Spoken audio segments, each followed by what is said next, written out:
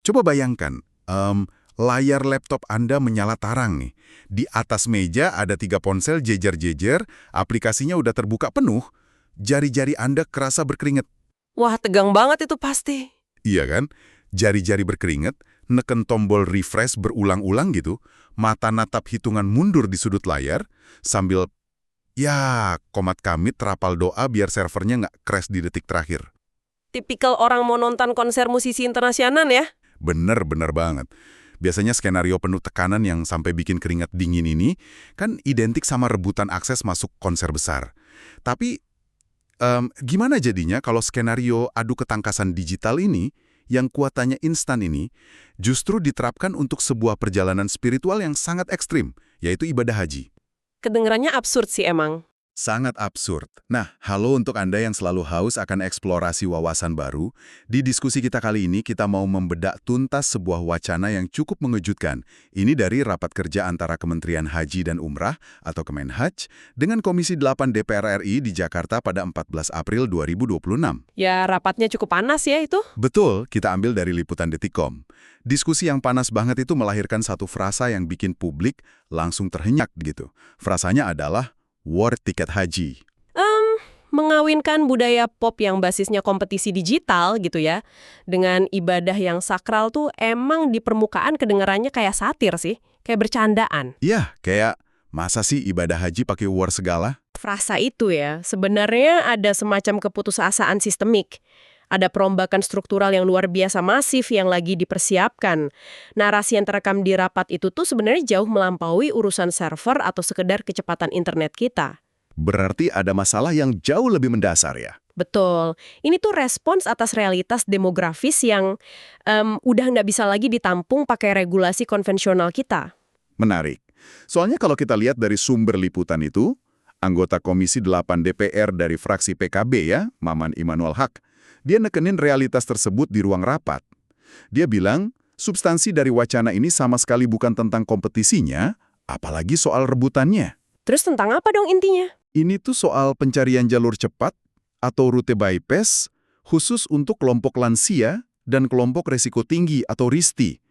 Bayangin ya, masa tunggu haji reguler di Indonesia sekarang tuh udah nyentuh 16 tahun, 30 tahun, bahkan di beberapa wilayah tembus 40 tahun. 40 tahun itu seumur hidup orang kerja loh. Makanya, kalau seseorang baru punya stabilitas finansial buat daftar di usia, katakanlah 40 tahun, sistem secara kronologis tuh nyuruh dia nunggu sampai umur 80 tahun buat berangkat. Wah, itu sih udah keburu fisiknya menurun drastis ya. Tepat. Pak Maman mengutip satu pertanyaan eksistensial yang terus diulang sama pendaftar di daerah pemilihannya. Mereka nanya, saya masih punya umur atau enggak? Pertanyaan yang bikin merinding sih itu, dan itu nunjukin kelumpuhan fungsi antrian tradisional kita. Kelumpuhan gimana maksudnya? Gini, dalam teori manajemen antrian ya, sebuah sistem daftar tunggu itu cuma efektif kalau objek yang nunggu itu sifatnya statis dan waktunya terukur pasti. Tapi kan manusia nggak statis, manusia menua. Nah, itu dia. Penurunan fungsi kognitif dan fisik itu terjadi setiap hari. Jadi ketika batas tunggu itu udah melampaui angka harapan hidup rata-rata manusia, daftar itu udah bukan lagi deretan nama administratif. Itu udah berubah wujud jadi semacam lotre usia. Lotre usia? Wow. Iya, makanya wacana ekstrim kayak war tiket ini anehnya malah memicu respons positif dari sebagian masyarakat. Dalam ruang gelap antrian 4 dekade itu, ide radikal ini tiba-tiba ngasih satu hal yang udah lama hilang dari sistem. Apa tuh? Harapan. Lebih ke agensi sih, kesempatan untuk ambil kendali sekecil apapun itu ya, daripada cuma nunggu pasif di urutan keratusan ribu tanpa kepastian. Masuk akal, masuk akal. Saya jadi mikir analoginya gini. Antrean 40 tahun ini tuh sama sekali beda sama antrean orang yang sabar nunggu pintu teater dibuka. Logika biologisnya tuh kerasa lebih mirip kayak daftar tunggu pasien donor organ vital. Oh, analogi yang tajam banget, iya. Ya kan? Urgensinya tuh berpacu sama fungsi tubuh yang terus menurun, bukan sekedar ketakutan ketinggalan momen atau FOMO gitu. Tapi, ini ada tapinya nih. Gina? Kalau memang target dari wacana ini untuk menyelamatkan kelompok lansia dan RISTI dari jebakan waktu, pakai metode war tiket yang sangat bergantung sama literasi digital, kecepatan refleks jari sama perangkat canggih, itu bukannya malah jadi ironi baru ya buat kelompok rentan ini? Paradoks itu emang sangat nyata. Tapi kalau kita cuma ngelihat dari kacamata teknis operasional. Tapi coba kita lihat dari kacamata institusionalnya nih. Oke, maksudnya dari sisi Kemenhaj. Benar, Kemenhag itu lagi ada di sudut ring ibaratnya. Publik, parlemen, itu terus-terusan nyecar mereka dengan tuntutan buat mangkas waktu tunggu secara drastis. Birokrasi yang terjepit tekanan publik masif tuh sering banget memproduksi ide-ide disrupsi sebagai bentuk katarsis institusional. Jadi ini semacam dobrakan awal gitu ya? Iya, konsep war tiket ini simbolisme dari keinginan pemerintah mendobrak kemandekan kronologis.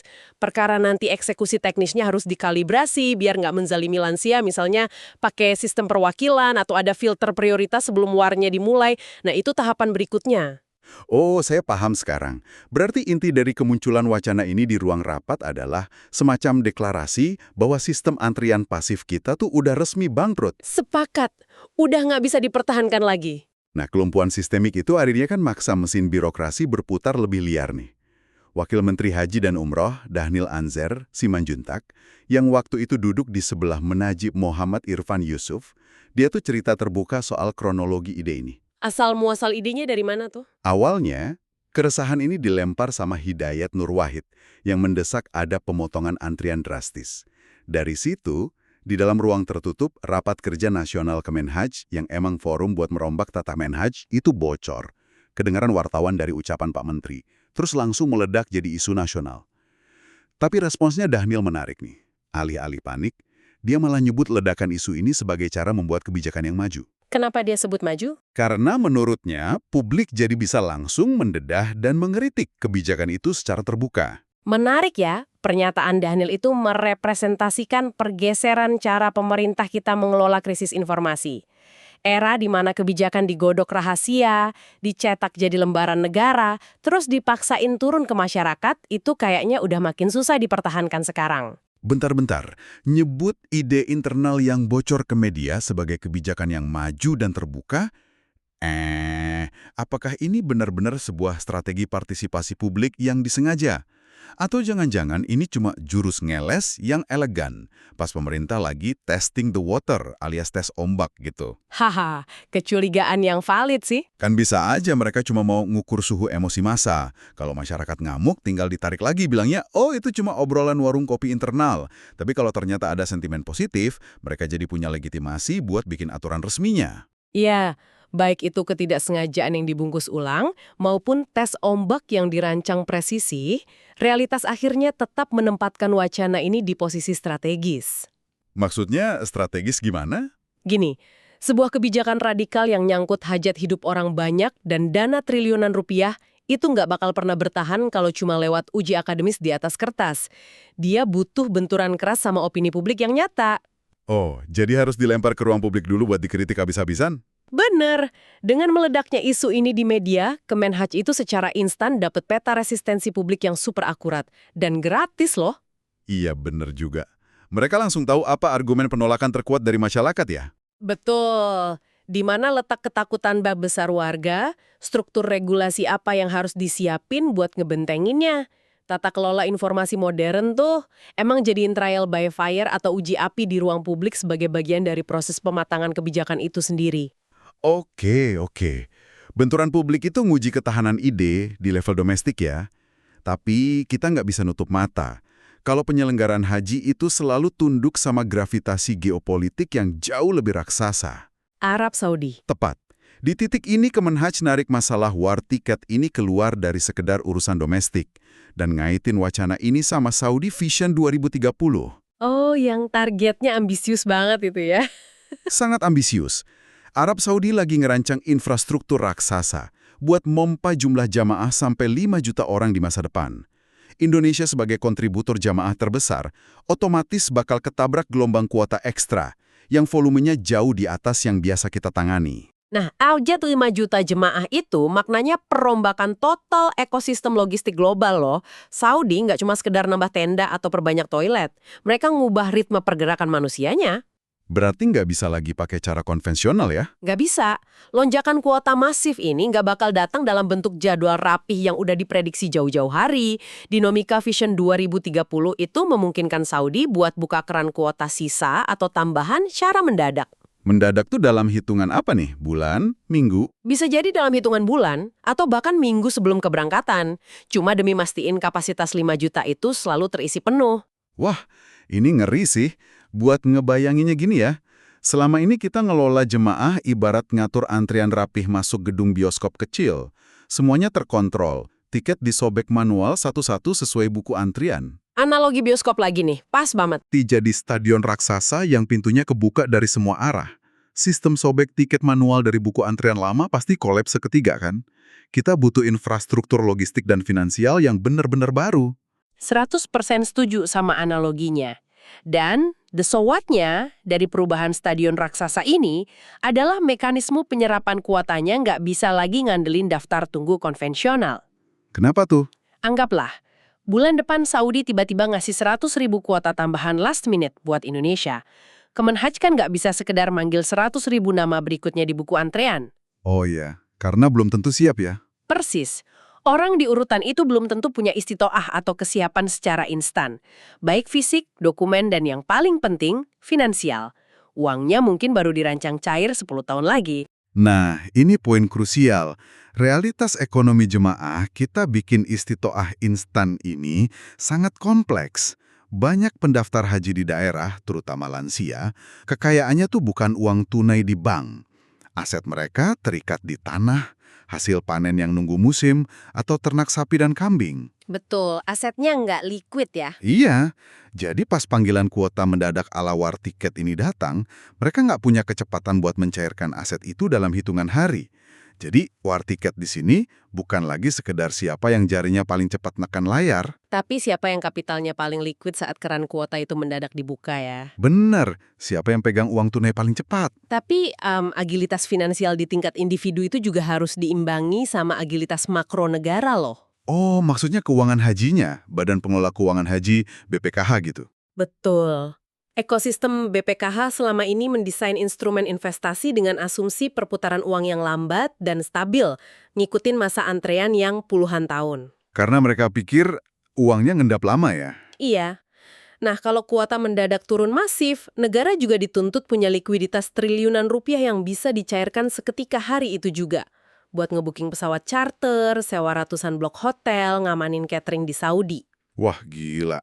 Makanya, wacana war tiket ini maksa pemerintah sadar kalau manajemen risiko keuangan mereka harus bertransformasi dari model lari maraton jadi lari sprint berkali-kali lipat. Ini semacam stres tes ekstrim buat sistem negara. Gila sih ini. Diskusi kita ini benar-benar membuka mata ya. Kita mulai dari ngelihat sisi demografi, gimana ribuan tubuh lansia yang rentan harus berpacu sama batas usia biologis. Terus kita masuk ke dapur Kemenhaj, ngelihat ide radikal dilempar ke publik buat uji ketahanan. Dan akhirnya kita lihat gelombang raksasa dari Saudi Vision 2030 yang maksa kita ngerombak buku panduan lama kita. Betul. Jadi wacana warn tiket haji ini sama sekali bukan sekedar gimmick sensasional ya. Ini tuh alarm peringatan yang kenceng banget bahwa arsitektur antrian 40 tahun kita lagi ngadepin gempa bumi regulasi. Ya, tata kelola publik emang kadang butuh fase kejutan kayak gini. Ide yang kedengeran nggak masuk akal seringkali emang nggak dimaksudkan buat dieksekusi mentah-mentah. Tapi sebagai apa dong? Sebagai palu godam. Buat ngancurin kebukuan sistemik yang selama puluhan tahun tuh udah terlanjur kita terima sebagai sebuah kewajaran, padahal mah udah nggak wajar. Benar-benar. Pergeseran dari daftar tunggu pasif ke sistem penyerapan agresif ini pada akhirnya ngerombak DNA dari ibadah haji itu sendiri sih. Dan ini ninggalin satu pertanyaan besar buat Anda semua yang mendengarkan. Pertanyaan yang cukup provokatif ya. Iya, kalau ke depannya arsitektur war ticket atau kuota instan ini beneran direalisasikan, karena tuntutan kesiapan yang super mendadak, apakah ini berarti di masa depan, siapa yang berangkat haji duluan, tuh nggak lagi ditentukan sama sedalam apa kesabaran mereka nunggu puluhan tahun. Tapi ditentukan oleh kecepatan modal mereka ya. Tepat, melainkan ditentukan oleh seberapa agresif kecepatan kapital mereka mencairkan dana segar di saat tiket itu tiba-tiba berkedip tersedia di layar gawai mereka. Sebuah pergeseran paradigma yang luar biasa. Terima kasih untuk Anda karena telah meluangkan waktu menemani eksplorasi wawasan kita kali ini. Semoga diskusinya bermanfaat ya. Kami harap diskusi ini membekali Anda dengan lensa baru yang jauh lebih tajam. Teruslah kritis, perlebar terus sudut pandang Anda, dan sampai jumpa di bedah tuntas kita yang berikutnya.